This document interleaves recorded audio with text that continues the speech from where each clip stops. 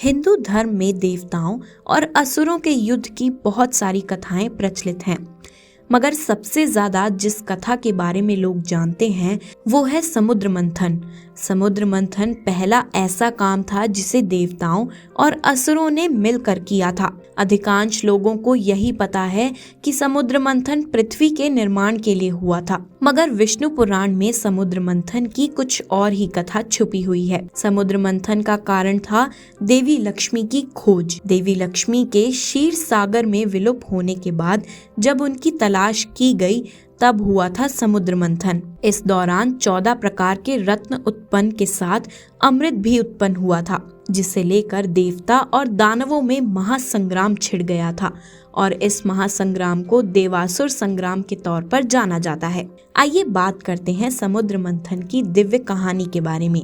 कथा के अनुसार जब ब्रह्मा जी ने भगवान विष्णु से पृथ्वी के निर्माण के विषय में बात की, तब एक बार फिर से भगवान विष्णु और देवी लक्ष्मी को एक दूसरे से बिछड़ना पड़ा। उस वक्त देवी लक्ष्मी नाराज होकर क्षीर सागर की गहराइयों में समा गई और वहीं भगवान विष्णु पृथ्वी लोक को बसाने के बारे में विचार करने लगे। तब पृथ्वी के लगभग पूरे हिस्से में पानी ही पानी था। अब ऐसे में उसे बसाने के लिए बहुत सारी वस्तुओं की जरूरत थी जो क्षीर सागर में ही छुपी हुई थी। तब भगवान विष्णु ने तय किया कि वो समुद्र का मंथन कराएंगे, पर इस मंथन के लिए ना तो देवतागण तैयार थे और ना ही इसे वो अकेले कर सकते थे। भगवान विष्णु ने तब देवताओं को श्री का लोभ और असुरों को अमृत का लोभ देकर समुद्र मंथन के लिए तैयार किया था। इसके बावजूद समुद्र को मथना आसान नहीं था, इसलिए भगवान विष्णु ने अपनी माया से मंदार पर्वत को समुद्र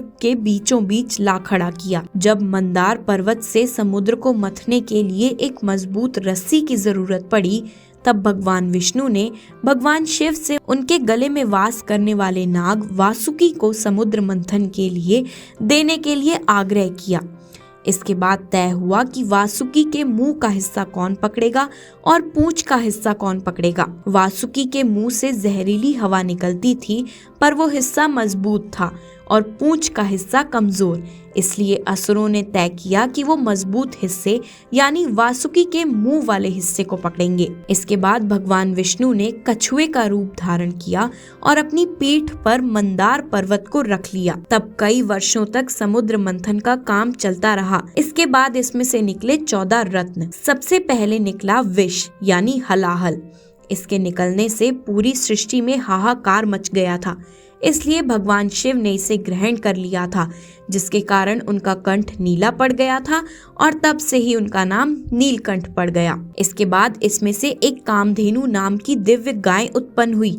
क्योंकि ये गाय यज्ञ की सामग्री उत्पन्न करने वाली थी, इसलिए ब्रह्म ऋषियों ने इसे ग्रहण कर लिया। इस दौरान सफेद रंग के अश्व उच्चैश्रवा उत्पन्न हुए, जिसे घोड़ों का राजा कहा जाता है। इसे असुरों के राजा बलि ने अपने पास रख लिया। इसके बाद ऐरावत नाम का 4 दांत वाला सफेद हाथी उत्पन्न हुआ। क्योंकि इसकी चमक कैलाश पर्वत से भी ज्यादा थी, इसलिए इसे देवराज इंद्र ने अपना वाहन बना लिया। समुद्र मंथन में 5वें क्रम पर कौस्तुभ मणि उत्पन्न हुई, जिसे भगवान विष्णु ने अपने हृदय पर धारण कर लिया। इसके बाद इसमें से इच्छा पूर्ति करने वाला एक दिव्य कल्प वृक्ष उत्पन्न हुआ, जिसे कल्प द्रुम भी कहा जाता है। इसे देवताओं ने स्वर्ग में स्थापित कर दिया। समुद्र मंथन के दौरान रंभा नाम की एक अप्सरा उत्पन्न हुई, जो ब्रह्मांड में सबसे सुंदर नारी मानी गई। उसकी चाल मन को लुभाने वाली थी। ये भी देवताओं के पास चली गई। धन की देवी लक्ष्मी भी क्षीर सागर से प्रकट हुई। असुर, देवता, ऋषि आदि सभी चाहते थे कि लक्ष्मी उन्हें मिल जाए, लेकिन माता लक्ष्मी ने भगवान विष्णु का वरण किया। मदिरा अर्थात वारुणी की उत्पत्ति भी समुद्र मंथन से ही हुई थी।